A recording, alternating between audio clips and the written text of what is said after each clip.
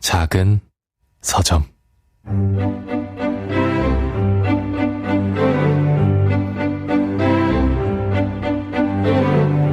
안녕하세요. 작은 서점에서 장강명의 인생책 코너를 맡고 있는 소설가 장강명입니다. 오늘은 범죄 피해자 사건을 전문적으로 맡는 서혜진 변호사님을 초대했습니다.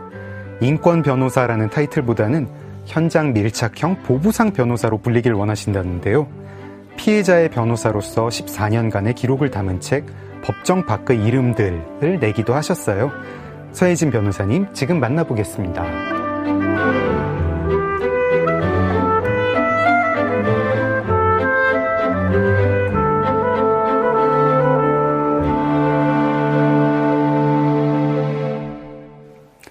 서혜진 변호사님, 안녕하세요. 네, 안녕하세요. 네. 반갑습니다. 저희 오랜만이죠. 몇 년 만이죠? 저희 네.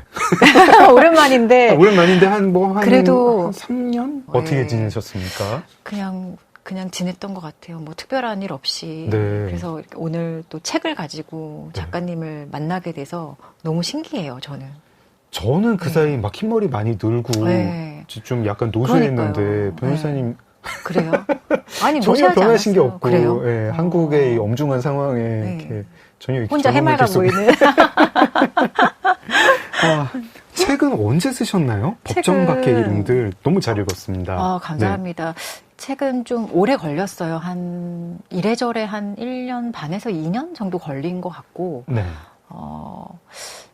올해 8월 1일에 이제 출간이 됐었는데, 좀 다른 사람들보다 오래 걸린 거죠. 그죠? 아닌가요? 근데 하시는 일이 있으시잖아요. 네. 지금 이제 법조인으로서 낮에 뭐 여러 가지 소송 업무 같은 것도 하셔야 되고, 그 자녀도 두 분이 있죠. 두 분 있어요. 네.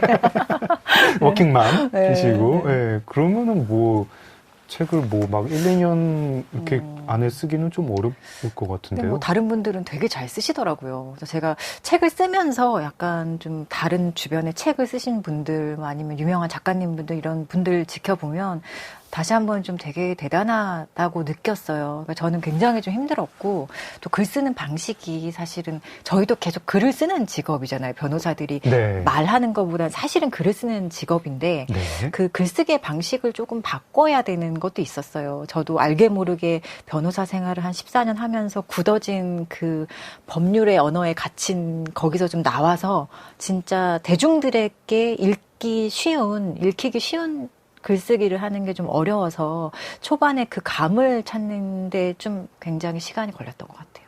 저는 근데 그 말씀을 듣고 조금 놀란 게, 왜냐하면은 저는 이게 첫 책인 줄 몰랐거든요.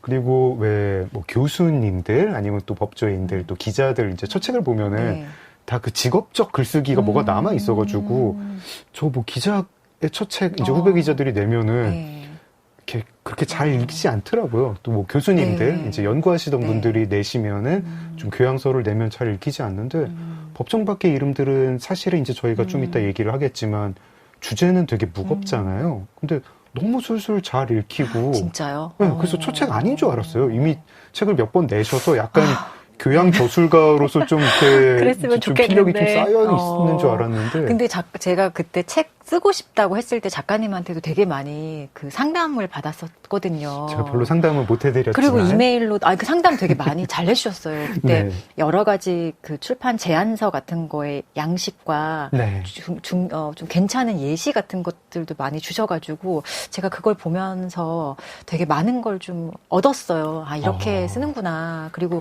작가님도 그렇고 다른 분들도 계속 조언해 주신 게 처음 책을 후회하지 않도록 써라라는 조언을 되게 주변에서 많이 해주셨어요. 이 책에 저의 공이 한 0.1% 정도 들어가 있는 거군요. 아니요. 훨씬 많아요. 뿌듯합니다. 훨씬 많아요. 그리고 제가 좀 뭐 어쨌든 짧은 시간이지만 정말로 우리나라에서 이렇게 장강명 작가님 같은 분을 제가 한동안 옆에서 계속 보고 이렇게 이분은 어떤 사람이지라고 제가 느끼는 그 시간이 있었기 때문에 저는 그런 것도 저한테는 굉장히 사실은 경험하기 어려운 시간이었거든요. 저한테 큰 도움이 됐었어요. 저희가 그 범죄 뭐 예능 프로그램이라고 해야 되나요? 아무튼 교양 예능 프로그램 알쓸검작에서 배웠었고, 제가 소 변호사님 말씀하시는 거는 생각하시는 거에 굉장히 반했었는데 청취자분들도 다들 아실 것 같지만 그래도 서혜진 변호사님 공식 오피셜 프로필을 제가 한번 읽어보겠습니다. 이 작가 소개 그냥 제가 발췌해서 읽어도 되죠? 너무 작가 소개 너무 재미없지 않아요? 직접 쓰신 건가요? 그리고 작가 소개는 제가 못 썼어요. 아. 네, 키워드만 드렸는데 네. 사실 작가 소개는 정말 괜찮은 작가면 전 저렇게 길게 쓸 필요는 없다고 생각하거든요. 사람들이 다 알거나 책을 되게 잘 쓰거나 많이 써서 알려진 사람이면 사실 장강명 작가 신작 이러면 사실 끝나는 거죠. 근데 저는 어쨌든 첫 데뷔하는 거기 때문에 네. 이래저래 뭐 하는 일도 많이 쓰고 이렇게 해주셨던 것 같아요. 아, 네. 오늘 굉장히 분위기가 좋습니다. 근데 하신 일이 많아가지고 이제 작가 소개가 길어질 수밖에 없었을 것 같고 편집자님이 아마 뭘 놓치고 싶지 않았나 봐요. 제가 한번 그럼 네. 다는 아니고 발췌해서 네, 발췌를 부탁드립니다. 읽어보겠습니다. 서혜진 변호사님, 더 라이트하우스 법률사무소 대표 변호사이시고요. 예화여대 법학과를 졸업하고 서울대 대학원에서 법학 석사학위를 받았습니다. 법학 박사 과정 수료하고 변호사 생활을 시작한 이후 법률 조력을 제대로 받지 못하는 범죄 피해자에게 자연스럽게 마음이 향했다. 특히 사회적 발언권이 약한 젠더폭력 피해자들, 아동 청소년과 함께하며 성폭력, 스토킹, 디지털 성범죄, 가정폭력, 아동학대 사건을 다수 맡아왔다. 고은, 이윤택, 안희정, 텔레그램 N번방 사건 등 한국 사회에 중대한 질문을 던진 사건에서 피해자의 법률 대리인으로 활동했다. 법정 안팎에서 쉽게 지워지는 이들의 회복을 돕기 위해 지금도 변론을 계속하고 있다. 네, 일단은 여기까지만 읽어보겠습니다. 되게 좋은 사람 같네요. 멋지세요. 여기 작가 소개에요. 피해자의 법률 대리인으로 활동했다는 문장이 있는데, 이거 조금 자세히 좀 듣고 싶습니다. 그러니까 피해자에게 사실은 변호사가 이렇게 법률적인 조력을 직접적으로 하고 그런 게 일반적인 모습이 되기까지는 사실 조금 시간이 걸렸고 네. 또 얼마 되지 않았어요. 그리고 우리가 보통 이제 변호사들이 형사사건을 한다고 하면 주로 이제 중요한 모델이 범죄를 저지른 사람, 그러니까 뭔가 혐의가 있다고 생각되는 사람 또는 재판을 받는 사람을 변호하는 게 사실 어떻게 보면 일반적인 변호사의 모습이거든요. 저희가 이제 뭐 법정에 자주 갈 일이 없는 사람들 입장에서는 그냥 뭐 TV나 영화 같은데 보기에는 뭔가 억울한 누명을 쓰면 그렇죠. 자기가 근데 그때 법정에 갈 때는 가해자의 누명을 그렇죠. 쓰고 가는 거고 그때 변호사가 오는 보통은 도와주는 거고 거죠. 피해자한테도 변호사가 있나 하고 생각을 해보니까 있던가 없던가. 피해자는 사실은 어떻게 보면 자기의 선택이었는데 이제 피해자들의 어떤 권리에 대한 어떤 그 욕구도 사실 계속 증대되고 있는 추세이고 또 그 과정에서 법률적인 조력이 사실 좀 절실해요. 근데 그런 측면에서 약간 피해자들은 법률적인 조력에 약간 사각지대에 이제까지 있었는데 이제 그런 것들이 이제 어떤 피해자에 대한 어떤 권리에 대한 인식을 새로이 하면서 피해자에게도 변호사가 있으면 좋겠네라는 생각을 이제 많이들 하시는 거예요. 근데 그런 과정에 우리나라에서 한 2013년도쯤에 아동 청소년 피해자 또 성폭력 피해자들에게 먼저 피해자라면 국선 변호사를 지원해주는 그런 제도를 시작을 했거든요. 그때부터 사실은 약간 좀 어떤 전환점을 맞이해서 피해자의 어떤 법률적인 대리인, 피해자 변호사 제도가 좀 이제 자리를 잡기 시작을 했죠. 그러니까 10년 조금 넘은 것 같아요. 지금은 그러면은 아동 학대를 당하는 아동들 그리고 성폭력 피해자들 이 그러니까 두 범죄에 한해서는 무조건 피해자 변호사가 있는 건가요? 원래는 두 범죄에 한했는데 이제 최근에는 스토킹 범죄 피해자, 또 장애인 학대 이런 또 인신매매 피해자들까지 피해자들에게 나라에서 국선 변호사를 지원을 해주고 있습니다. 어쨌든 피해자가 법정에 가서 목소리를 내야 되는데 이게 전문적인 법률 지식이 없는 상태에서 내기 어려울 때 그때 도와주는 변호사다. 굳이 법정까지 안 가더라도요. 이제 뭐 수사기관을 먼저 거치잖아요. 경찰서에서 검찰청에서 이런 상황에서 좀 어려운 상황에 있는 어렵잖아요. 피해자들은 범죄 피해 자체로도 어렵기 때문에 좀 법률적으로 자신의 어떤 권리를 좀 얘기하고 또 좀 부당한 거 또는 의견을 좀 잘 전달할 수 있는 효율적인 방법으로 변호사들이 그 역할을 하고 있는 거죠. 저희가 죄 지은 게 없어도 경찰서, 뭐 검찰청 이런 데는 무섭잖아요. 그래가지고 뭐 형사님, 뭐 검사님, 뭐 수사관 뭐 만나면은 뭐라고 얘기를 해야 될지도 모르겠고 괜히 말 잘못했다가 나 억울한 거 오히려 이렇게 오해가 되는 거 아닌가 싶기도 하고 그런 때는 그러면 변호사님이 옆에서 따라가기도 하고 그러시는 네, 건가요? 보통은 이제 피해자 변호사의 일반적인 모델이 주로 이제 형사 사건에서 많이 있어요. 네. 그러니까 범죄 피해자가 되었을 때 네. 주로 뭐 고소를 한다든지 또는 고소하지 않지만 또 피해자로서 어떤 피해의 진술을 해야지 사건이 시작이 되잖아요. 네. 그런 것들을 할 때 뭐 그 동석을 하기도 하고 또 의견을 내기도 하고 이런 여러 가지 일들을 사실은 하고 있어요. 근데 좀 정형화되지 않은 일들일 수도 있어요. 어떻게 보면 지금까지 변호사의 모습을 생각한다면. 아까 이제 저희가 작가 소개를 네. 읽을 때, 변호사님 소개를 할 때 14년간 변호사 생활을 했다고 네. 말씀을 드렸고, 그리고 이 피해자 변호사 제도는 이제 10여 년, 10년 좀 넘게 도입된 지가 10년이 조금 넘은 거고요. 그럼 굉장히 이제 변호사 생활 초기부터 어떤 피해자 변호사를 해야겠다. 네. 이렇게 생각을 하신 건가요? 전혀 아니었어요. 그러니까 제가 처음에는 저도 그냥 일반적으로 모든 사건 다루는 로펌에 입사를 했거든요. 네. 거기서 한 3년 정도 일을 하면서 사실은 세상의 온갖 사건들을 그냥 주는 대로 다 한 거예요. 그 제가 선택권이 없거든요. 그냥 네. 월급 받는 변호사니까 네, 네. 회사에서 주는 사건을 했었어야 되거든요.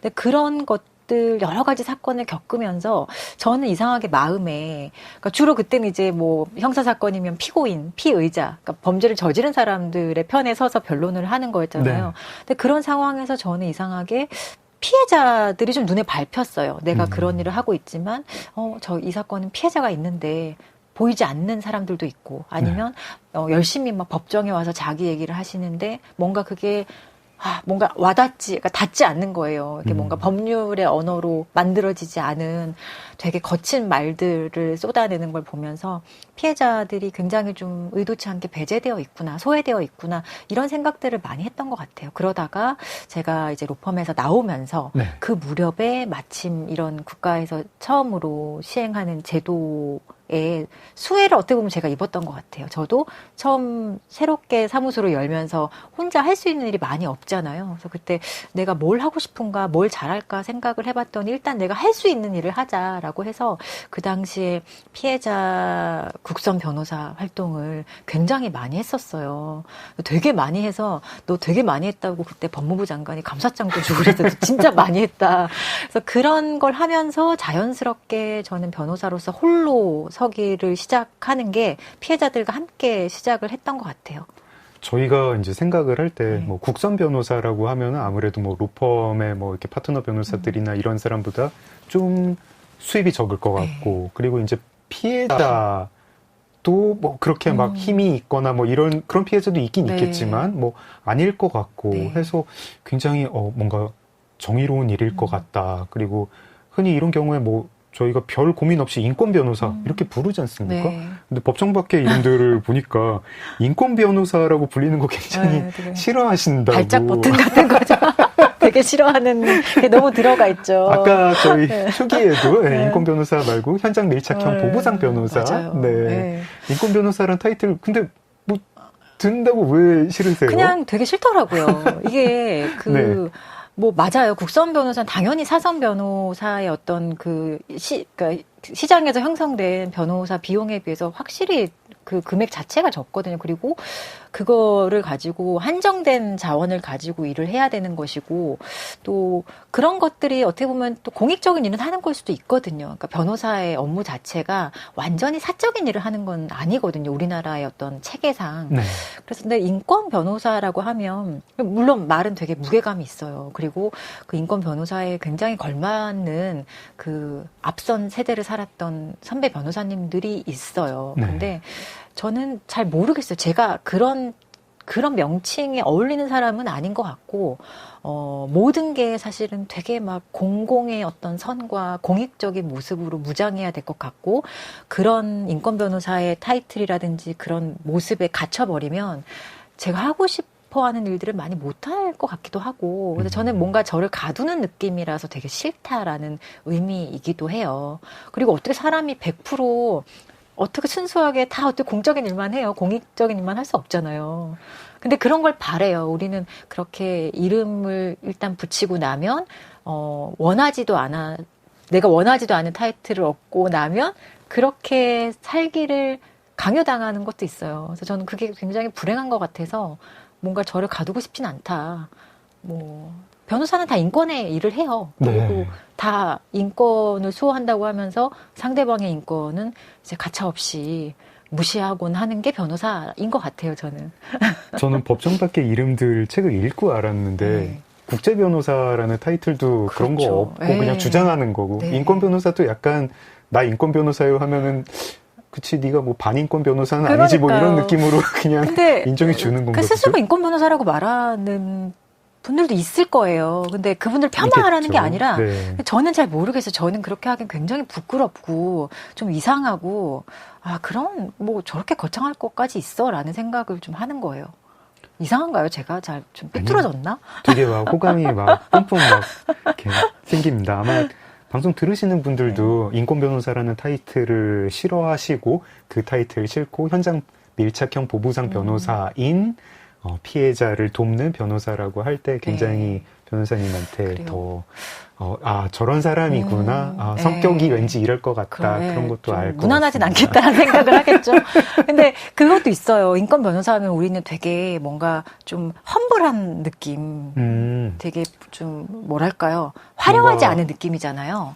왠지 좀 약간 무슨 뭐 정말 무슨 80년대의 영화에 나올 것처럼 수임료를 안 받아야 될 거고 100원만 그런 것도, 받겠습니다. 그러니까 경제적인 이래야 될 것도 것 같고. 있지만 어떤 외적인 모습도 굉장히 좀 이렇게 좀 초라한 것과 가까울 수 있어요. 구두를 신어야 될 그렇죠. 것 같은. 예. 근데 저는 그거 되게 싫어하거든요. 좀 잘 입고 잘 차려 입고 웬만하면 보기 좋은 상태로 나가서 사람들이 좋았으면 좋겠다. 어차피 제가 만나는 사람 다 그때 정말 인생 최악의 순간에 저를 만나지 좋을 때 저를 안 만나요, 사람들이. 네.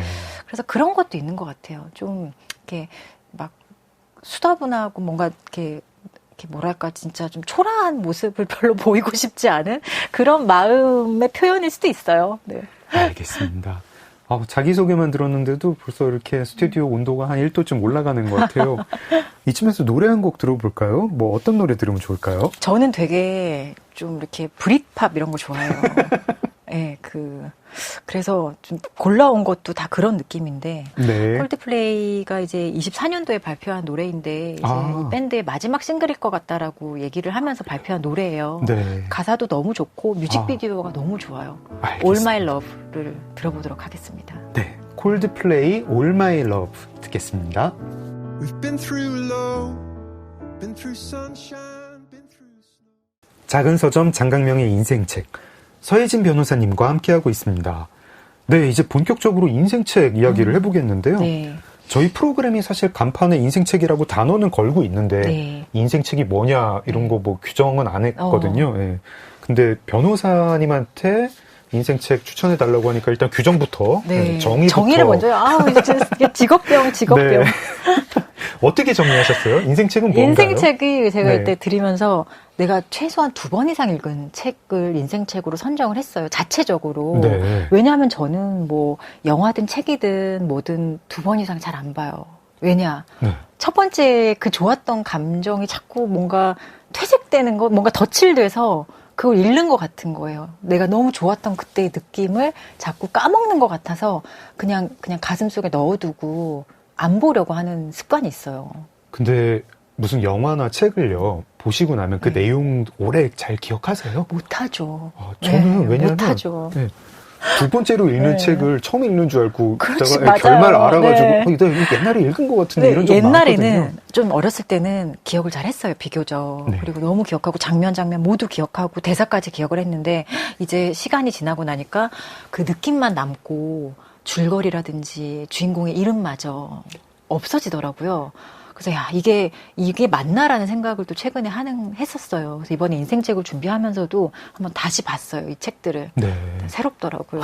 이런 내용이었다니 인생책으로 괜히 선정했나 이런 생각도 드는 면도 있었고 되게 좋은 경험을 했어요, 덕분에. 어쨌든 어지간히 좋아서는 네. 책이나 영화나 드라마나 오히려 안 봐요. 처음 네. 감상할 때의 느낌을 간직하고 네. 싶어서 그 첫사랑의 느낌을 오래 맞아요. 간직하고 네. 싶어서 두 번째 재독하진 않지만 그럼에도 불구하고 재독한 책들이 있고 그 책들을 인생책으로 정의를 네. 했다.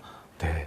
저희한테 그래서 주신 책이 알랭드 부통의 왜 나는 너를 사랑하는가, 한병철 교수님의 피로사회, 그리고 후쿠오카 시니치의 생물과 무생물 사이, 이렇게 3권이었습니다. 네.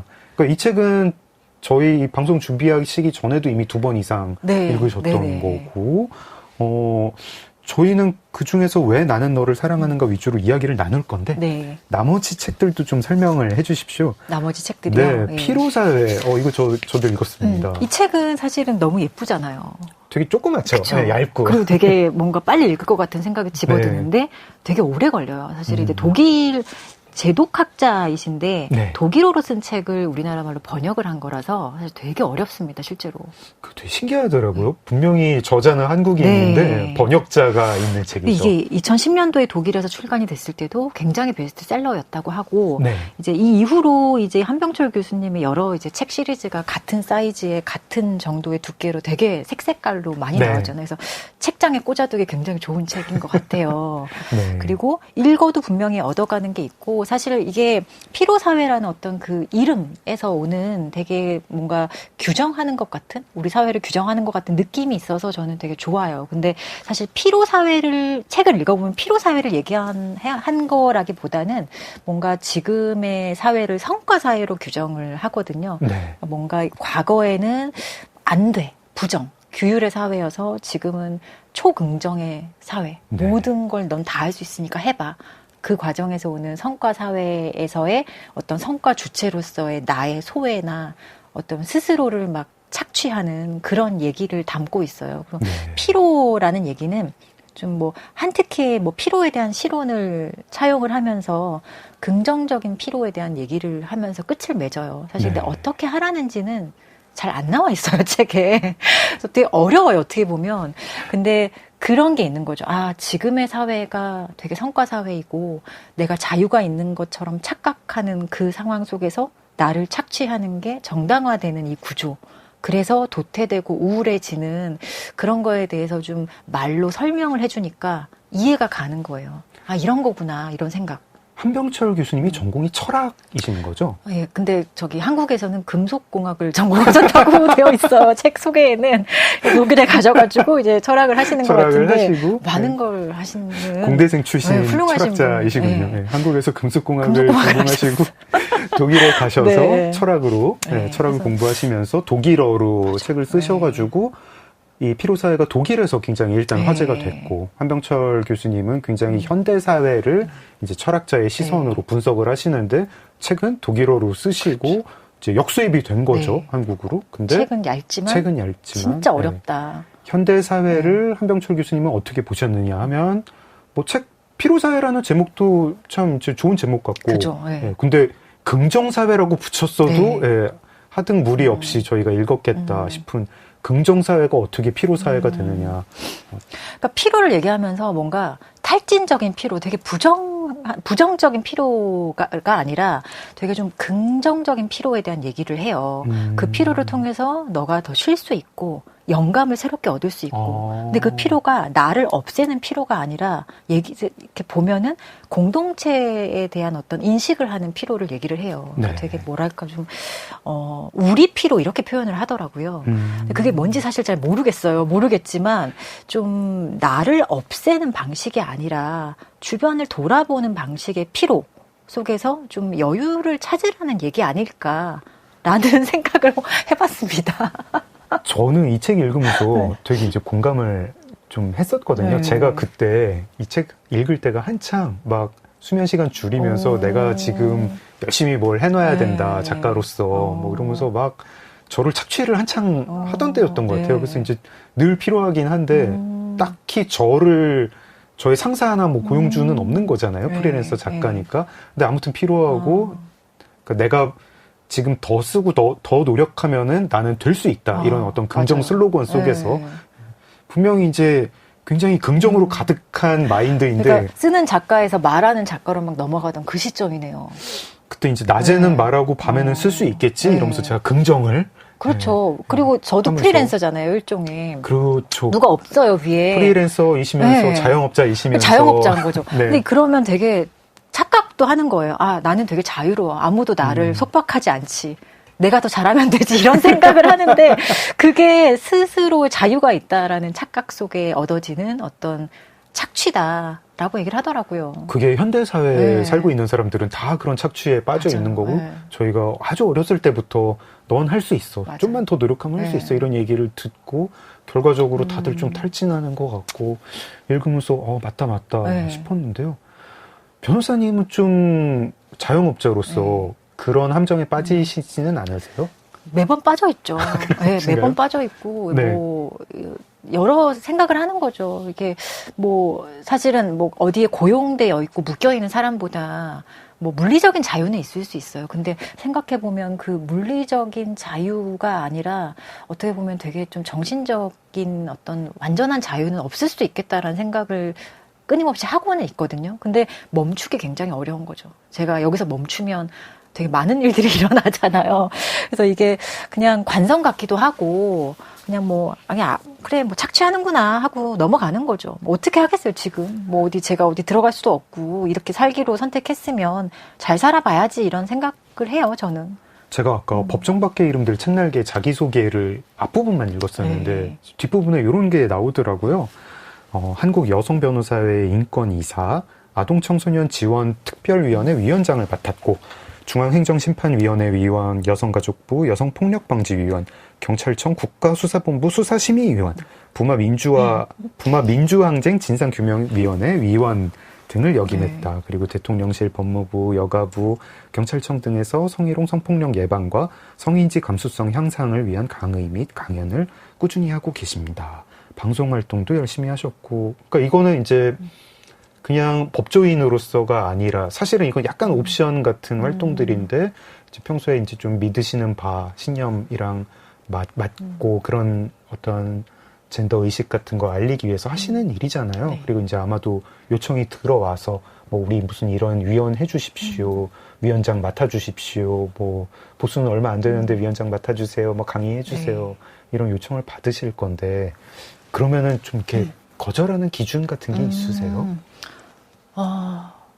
거절하는 기준. 저 거절 잘 못하는 편이에요. 근데 일단 거절의 기준을 저는 세워본 적이 없는 것 같아요. 다 하면 피로하게 되잖아요. 근데 의미가 있다라고 생각하는 거는 해야 된다고 생각을 하고 그거는 사실은 뭐 보수라든지 시간과 관계없이 꼭 해야 되는 일이 있다고 생각을 해요. 그리고 어쨌든 제가 좀 뭐 변호사이지만 뭐 운 좋게도 약간 뭐 국가기관의 뭐 정책이라든지 이런 제도 변화에 관련된 그런 위원들을 많이 하고 있거든요. 근데 그거는 사실 굉장히 의미 있는 것 같아요. 그러니까 변호사로서도 사실 좋은 기회일 수도 있고 또 한 국민의 한 사람이기 때문에 그냥 현장에선 이런 얘기가 있고 이거를 좀 바꿔야지라는 얘기를 외부에서 계속 해줘야지 사실은 바뀔 수 있기 때문에 저는 국가기관의 요청이 부름이 오면 일단은 그건 다 받아 오케이 합니다. 그래서 그런 것들은 다 수용을 하는 편이고 아마 다른 변호사도 마찬가지일 거예요. 그런 기회가 많지 않거든요, 사실은. 기준은 없다. 네, 그냥 다 수용. 부름이 있으면 국가의 부름이면 국가를 사랑하는 마음에 저는 웬만하면 갑니다. 그리고 그런 것들이 사실 다 도움이 되는 것 같아요. 네. 예비군 훈련 날마다 욕하면서 갔던 제가 부끄러워집니다. 열심히 하죠. 어떻게 하겠어요. 국가가 부르면 되게 싫었어요. 네. 저는 애국심이 좀 있는 것 같아요. 네. 의외의 애국심이 있어요, 제가. 저는 뭐가 되나요? 네? 아유, 애국심 다 있죠. 근데 약간 표현하는 방식이 다를 뿐인 거죠, 사람마다. 법정밖의 이름에 보니까 그 상담사나 활동가 또 이제 피해자 지원단체 실무자들 상대로 강연을 많이 하게 되는데 그때 제일 먼저 이런 말씀을 하신다고 적혀 있었어요. 절대 스스로를 소진하지 마라. 네. 근데 그분들이 그런 이제 활동가나 상담사 또 이런 그 단체에서 일하는 실무자분들이 자기가 소진된 줄도 모르고 일을 하시는 경우가 많다면서요? 진짜 많아요. 사실 이거는 저희도 똑같이 느끼는 거고 이게 다른 사람의 피해를 같이 이야기해주고 그 사람이 일상으로 회복되는 과정을 이렇게 지원해주는 사람들이 생각보다 되게 많거든요. 근데 이분들이 정작 이제 타인의 피해, 타인의 어떤 힘든 일들에 집중을 하다 보니 정작 자기에 집중을 못하는 거예요. 그러니까 스스로가 소진되고 있는 상황을 알아차리지 못하고 계속 이제 나는 계속 타들어가고 없어지는데 다른 사람만 계속 위하고 살다 보면 사실 그거를 좋은 마음에 시작한 것이지만 결국 오래가지 못하거든요. 그래서 다 누구나 한 번쯤 이 피해 지원 현장 씬에 있는 사람들은 이런 탈진과 뭔가 소진과 이런 슬럼프를 겪을 수밖에 없거든요. 그래서 결국에 다른 사람을 잘 도와주기 위해서는 내가 제일 건강해야 한다. 뭐 정신적인 거든 육체적인 것이든 내가 나를 소진시키지 말고 건강한 상태에서 다른 사람도 도와줄 수 있는 거다. 이런 얘기를 하는 과정에서 제가 스스로 소진시키지 말란 얘기를 많이 하거든요. 근데 이게 되게 이런 말을 들으면 많은 분들이 되게 좋아하세요. 왜냐하면 당연한 얘기인데 서로 얘기하지 않는 거예요. 너무 당연하기 때문에. 근데 이 당연하기 때문에 또 그냥 네가 알아서 해라는 것도 있는 거예요. 여기에 대해서 어떤 배려를 안 해주는 거죠. 뭐 국가적인 배려나 뭐 이런 것들. 그래서 저도 느꼈고 이분들도 당연한 경험을 같이 하실 거기 때문에 소진시키지 말란 얘기는 좀 항상 강조하는 편이에요. 변호사님은 어떻게 하세요? 뭐 하루 일과를 네. 뭐 꾸리는 중에 꼭 뭐 나를 이제 좀 채우는 시간이 있다든가. 저는 약간 그거를 수용하는 한계치라고 해야 되나? 그게 좀 높은 사람인 것 같아요. 별로 안 힘들어요. 별로 소진이 안 된다. 별로 잘 안 돼요. 왜, 다행인 거죠, 어떻게 보면. 근데 이러다 확 한 번에 쓰러질 수도 있을 텐데, 지금까지는 괜찮았어요. 괜찮고, 뭐, 나를 회복하기 위해서 뭐, 나는 6시 이후에 전화를 안 받아. 이런 것도 없어요, 저는. 그러니까 왜냐면, 어떤 사람들은 6시 딱 되면 전화 안 받으시는 분 되게 많거든요. 그냥 업무폰. 네, 업무폰하고, 이렇게 뭐, 변호사들도 업무폰하고, 일반 폰하고 구분하시는 분도 많고. 근데 제가 답답해서 그걸 못해요. 그러니까 제가 밤 10시에라도 우리 애한테 전화를 해서 물어봐야 돼요. 궁금해서. 이걸 지금 내가 하는데 지금 이 사람하고 통화를 해야 되지만 제가 먼저 전화를 하고 막 이러니까 근데 이게 사람마다 다른 것 같아요. 저는 특별히 나를 위해서 뭔가 하는 그런 건 별로 없어요. 뭐 매일 지키는 규칙 같은 게 있으세요? 규칙? 그러니까 잠을 최대한 많이 자자라는 건 있어요. 그래서 저 아침엔 되게 좀 늦게 일어나는 편이고 좀 주말에 좀 늦게 아주 늦게 일어나는 그런 게 있어요. 그래서 집에서 되게 싫어하죠, 저를. 아주 늦게가 막 7시 뭐 이런 건가요? 사실 지난 토요일도 거의 하루 종일 잤어요, 집에서. 그런 시간이 전 좀 있어요. 가족들이 또 이제, 오늘은 이제 변호사님이 주무시는 날이다. 이렇게 배려를 해주는. 이제 안 건드리더라고요. 저희 남편 되게 싫어했어요, 처음에. 남편은 완전 아침형 인간에 막 일찍 일어나고 이런 사람이고, 저는 막 새벽까지 뭐 하고, 아침에 늦게 일어나야지 이런 거니까 되게 얼마나 한심해 보이겠어요. 아침에 일어났는데, 자고 있고, 깰 생각도 안 하는. 아니, 뭐, 아침형 인간이니까 좀 일찍 주무시는 거 아닌가요? 근데 이제는, 이제 건드리지 않아. 이해를 해주고, 알아서 잘 하더라고요. 네, 알겠습니다. 서희진 변호사님의 첫 번째 인생책, 한병철 교수님의 피로사회 들어봤습니다. 두 번째 인생책은 제가 모르던 책이에요. 저자도 몰랐고요. 후쿠오카 시니치의 생물과 무생물 사이. 과학책인 거죠? 네, 이게 생물학 책이에요. 생물학 책. 이 작가가 생물학자이십니다.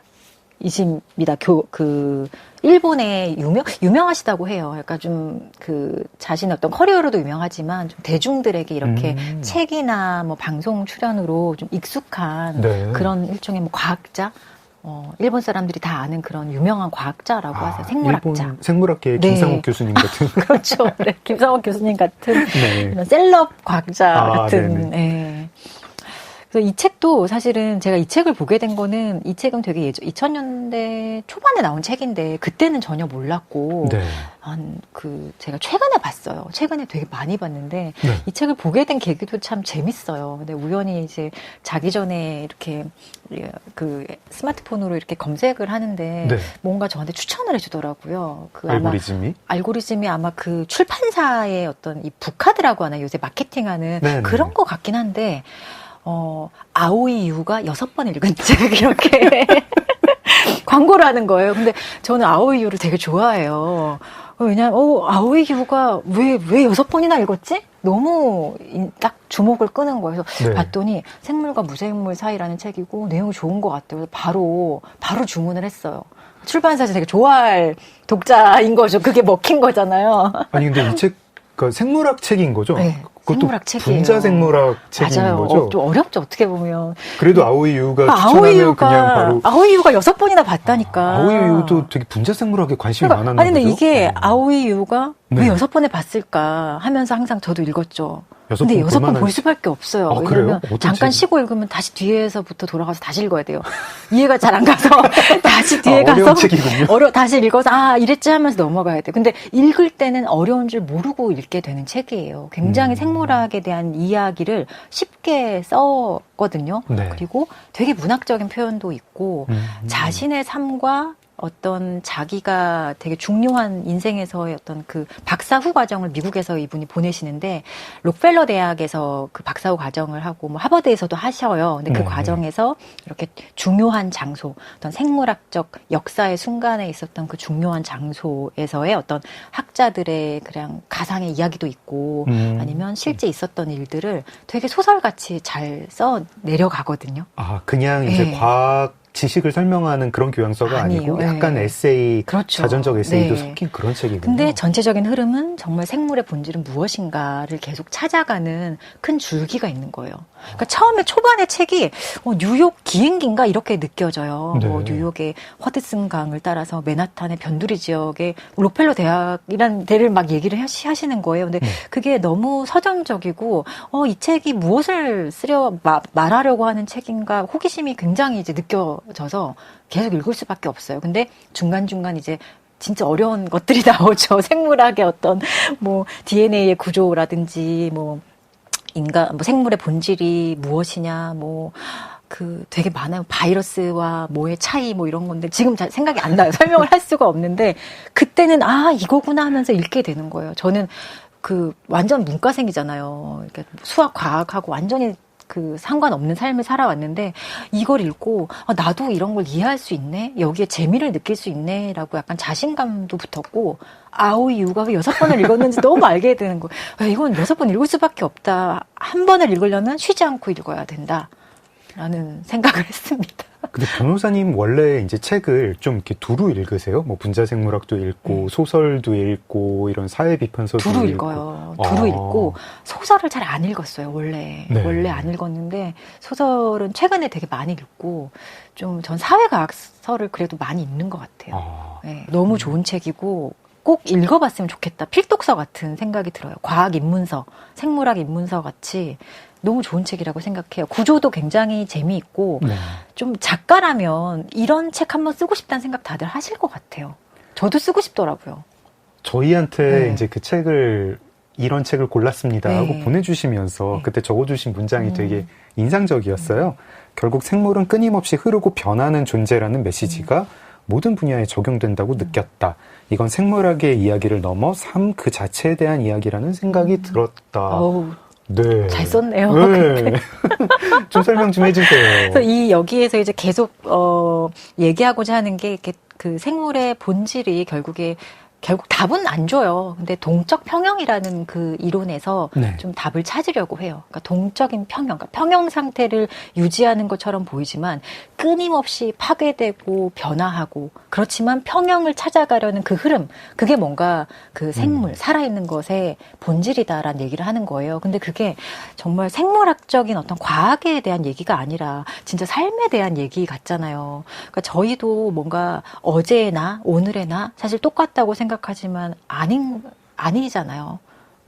장강명의 모습은 그대로지만 계속 늙어가고 있고 달라지고 있잖아요. 분자 차원에서는 또 많이 바뀌었을 거예요. 그리고 사실 여기 나를 구성하는 세포나 이런 것들은 계속 끊임없이 재생돼서 분명히 3년 전, 5년 전에 그 세포는 없을 거거든요. 그렇죠. 근데 그런 것들이 너무 우리 삶에도 시사하는 바가 많다. 그러니까 되게 가슴이 되게 뭉클해지는 경험이 있어요. 이 과학책을 읽고 내가 뭉클해지다니 약간 눈물도 나요. 진짜 마지막에는. 그래서 이런 것들이 저는 또 법을 주로 이제 보니까 법도 사실은 많은 사람들이 딱딱하게 굳어있는 고체와 같은 것이라고 생각을 많이 하잖아요. 객관적이고 이성적이고 합리적일 것이다. 근데 사실 법은 전혀 안 그렇거든요. 법도 끊임없이 어떤 정말 온전한 평형 상태를 찾아가기 위해서 계속 바뀌는 거.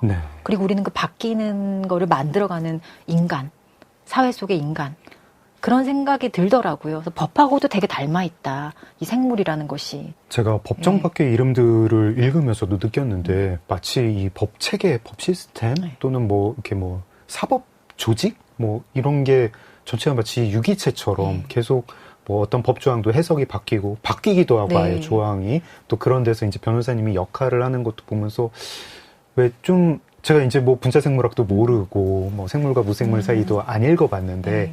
그냥 이런 질문을 좀 이렇게 억지로 엮어가지고 드려보고 네. 싶었어요. 왜 사회를 생물에 많이 비유하기도 하잖아요. 네. 뭐 병든 사회, 뭐 성숙한 사회, 뭐 이런 식으로. 그럼 한국 사회는 생물로 치면은 네. 좀 뭐 어떤 단계일까, 뭐 이런 생각도 뭘까요? 좀. 저는 우리가 사실은 이 대한민국이라는 시스템을 갖춘 지 100년도 안 됐어요. 네, 신생 독립국으로 보면 네, 신생 독립국인 그래서 거죠. 우리는 멀리 보면 굉장히 지금 동시대 우리들은 초창기에 대한민국을 살다 가는 사람들일 거다. 그래서 저는 실험의 시대인 것 같아요. 여러 가지를 해봐야 된다. 네. 우리한테 맞는 제도, 영원할 거라고 생각한 제도가 없어요, 사실은. 전 많이 바꿔봐야 된다고 생각을 해요. 네. 그래서 그 바꾸는 과정에서 우리한테 맞는 걸 찾아가는 거거든요. 그리고 시대가 요구하는 게 무엇인지 그거를 결국 잘 찾는 것들은 정치인들의 역할이라고 생각을 해요. 근데 그걸 과연 하고 있는가라고 생각을 하면 좀 아쉬운 점이 있지만 저는 그게 내가 사회에 무슨 기여를 할 수 있을까라 생각을 하지만 알게 모르게 이런 어떤 실험과 변화에 지금 다 참여하고 있다고 생각을 해요. 그러니까 되게 리스크가 큰 실험인 거죠, 어떻게 보면. 우리는 죽을 때까지 좋은 걸 못 누릴 수도 있어요. 근데 우리가 지금 뭔가를 법제도적으로 잘 실험해보고 맞는 것을 찾고 이상적인 걸 찾아간다면 다음 세대는 저는 잘 살 수 있을 수도 있다고 생각해요. 저희는 불행하다고 생각해요, 저는. 네. 한국 사회 뭐 노쇠가는 이미 정점 지난 뭐 에너지가 떨어져가는 그런 사회 아니라고 저는 보시는 노쇠하다고 거군요. 생각하지 않아요. 네, 아직도 젊기 때문에 지금 가능하다고 생각을 해요. 젊고 자기 네. 진로를 찾아야 되는 청년 그렇죠. 같은 네. 그런 사회다. 되게 질풍노도의 시기인 거예요. 그렇지 않아요? 그래서 저는 희망적이라고 생각을 하는데. 사실 저는 그 말씀 듣고 보니까 네. 그런데 이제 뭐 경제 성장률 같은 거 보면 이제 네. 고도 성장은 좀 꺾였잖아요. 네. 그래가지고 약간 주변에서 뭐 중년기로 보는 뭐 그런 시선도 많이 네. 봤었어서 지금 변호사님 말씀을 들으니까 되게 저까지 막 에너지를 얻는 것 같아요. 그래요. 저는 사실 요즘에도 애국가를 이렇게 마지막에 하나요? 요즘 그런 거 안 하죠. 막 예전에는 방송 끝나고 막 12시, 1시 되면 애국가 그쵸. 보내주고 했잖아요. 동해물에서 네. 이렇게 해 뜨고 그러니까 막 막 아이들을 네. 막 천진난만하게 뛰어노는 모습. 근데 저는 그런 거 보고 정말 진짜 애국자시구나. 어릴 때도 눈물이 좀 났어요. 우리나라가 잘 살았으면 좋겠다. 근데 왜 이렇게 힘들까? 근데 아마 지금 저희 세대들은 윗세대든 아랫세대든 굉장히 힘든 세대라고 생각을 해요. 그리고 어느 세대이든지 간에 참 고질적인 어떤 집단적인 경험으로 굉장히 힘든 경험들이 다들 있고 그게 결국에 세대의 핵심 같은 것들일 텐데 저는 그 여러 가지 그 세대의 기억에 의외로 많은 것들이 법이 함께 하는 것 같거든요. 그래서 조금만 더 이제 법에 관심을 많이 가지고 낡은 법 이런 게 있다면 좀 과감히 버리고 계속 우리가 좀 발전해 나가야 된다. 새롭게 변화해 나가야 한다. 이런 동적 평형 상태를 위해서 뭔가를 계속 해야 되는 게 우리의 역할이 아닐까라고 전 생각을 해요. 저는 좀 그런 질문도 드려보고 싶었어요. 그러니까 그렇게 법이 바뀌는 현장에 계셨잖아요. 뭐 권력형 성범죄라는 단어가 나오고 디지털 성범죄라는 단어가 나오고 관련 판례도 생기고 이제 법도 생기고 아예 뭐 그런 범죄를 다루는 법도 생기고 근데 그때마다 제가 만약에 그 현장에 있었으면은 뭐 이런 범죄가 나왔는데 왜 법이 없지 이러면서 제가 막 오히려 저 같으면 이제 환멸을 막 느끼면서 아 너무 싫다 막 이제 아무리 해도 뭐가 계속 문제가 터지는 것 같다 이런 생각이 들었을 것 같거든요. 변호사님은 그러지는 않으셨나요? 환멸은 매일 느껴요. 저는 환멸과 분노는 매일 느끼는데 네. 그게 좀 원동력이 되는 것 같아요. 좀 그러면 없으니까 이걸 하면 되겠네라고. 그리고 어느 날 보면은 저희가 계속 이게 없는데 이걸 좀 바꿔봐 뭐 법을 개정해봐 했는데 갑자기 어느 날 개정이 다 돼요. 그러면 좀 섭섭한 거예요. 이제 무슨 말 하지? 이런 생각도 드는 거예요. 그래서 그래도 근데 계속 현장에서 이걸 찾아야 되는 거죠. 그래 바뀌었는데 지금 뭐가 또 문제지? 또 어떤 신종 새로운 것들이 생기지? 이런 것들을 사실 계속 찾아내는 게 사실 저희의 임무인 것 같아요. 한국 사회가 네. 건강한 동적 평형 상태를 맞아요. 유지하는데 그쵸. 변호사님 같은 뭔가 분이 어깃장 역할을 놓는 해주시는군요. 사람일 수도 있는데 그래도 계속 좀 이렇게 감시하고 이거 뭐 이게 좀 지금은 이게 부족해. 그래서 저희는 긍정적인 거를 찾는 것보다는 이게 바뀌었어요. 뭔가 새로운 게 왔어요. 그래서 나오는 어떤 부정적인 게 뭐가 있을까? 이런 거 많이 봐요, 사실은. 동적 평형 상태라는 말이 이제 뭐 계속 그러니까 끊임없이 대응을 해야 되는 거잖아요. 그렇죠. 예, 예. 가만히 나 좀 편하게 네. 있겠다 이러면 동적 평형이 무너지는 네. 거잖아요. 그럼 죽는 거죠. 예, 예. 죽는 거죠. 네. 예. 영원한 안식이죠. 맞아요. 네. 안식인데 죽음인데 막 이렇게 그런 거 귀찮고 막 좀 이렇게 피곤하다 네. 이런 생각이 안 들게 하는 무슨 에너지 같은 건 어디서 오는 걸까요? 에너지요? 네, 애국심에서 오는 걸까요? 아니요.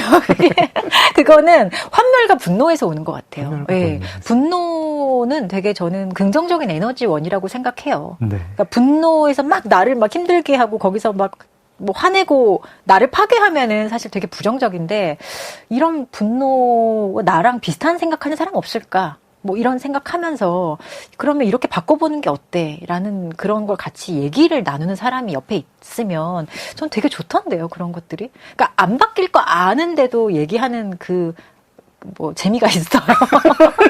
근데 이상하게 요즘의 특징은 뭐 막 얘기를 하면 막 바뀌어요. 갑자기. 국회에서도 갑자기 법을 막 통과시켜 버리거든요. 근데 그럴 때 오는 좀 뭐 왜 이렇게 빨리 해 이런 것도 있고 좀 저는 그 분노나 어떤 환멸은 되게 좋은 에너지원이라고 생각해요. 그리고 그거 같이 얘기해 줄 수 있는 사람들이 있다. 이게 좋죠. 혼자 얘기하는 건 사실은 뭐 의미도 없죠. 그런 사람들이 많이 모였을 때 나오는 것들은 사실 굉장히 무시하기 어려운 정도의 에너지가 되는 것 같아요. 그게 있어야 저희가 살아있는 거군요. 그렇죠. 뭐 하기 싫으면 그냥 가만히 누워있으면 되죠, 사실은. 제가 좀 약간 누워있는 사람인데 좀 이렇게 자리에서 일어나겠습니다. 서혜진 변호사님의 두 번째 인생책, 일본의 분자생물학자 후쿠오카 시니치의 생물과 무생물 사이. 책 내용은 모르겠지만 말씀은 너무 잘 들었습니다. 어느새 시간이 일부 마무리할 시간인데요. 뭐 노래 한 곡 듣고 마무리할까요? 어떤 노래 들으면 좋을까요? 피로사회도 우리가 얘기를 했으니까 네. 또 장 작가님 누워있는 거 좋아하시고 저도 사실 누워있는 거 좋아하거든요. 누워서 일을 많이 하는 편인데 네. 가끔 또 이런 생각이 들어요. 왜 그냥 가만히 있으면 되잖아 이런 거 있잖아요. 죽는 건 아닌데 그냥 가만히 있고 싶다 이럴 네. 때 그럴 때 너무 좋은 노래가 있어요. 제가 진짜 좋아하는 노래인데 네. 그 가만히 있으면 되는데 자꾸만 뭘 그렇게 하려 그래라는 노래인데 이 노래가 네. 이 가사만 있어요. 계속 이 가사만 반복해요. 들어보셨어요? 못 들어봤어요. 노래가 네. 너무 좋아요.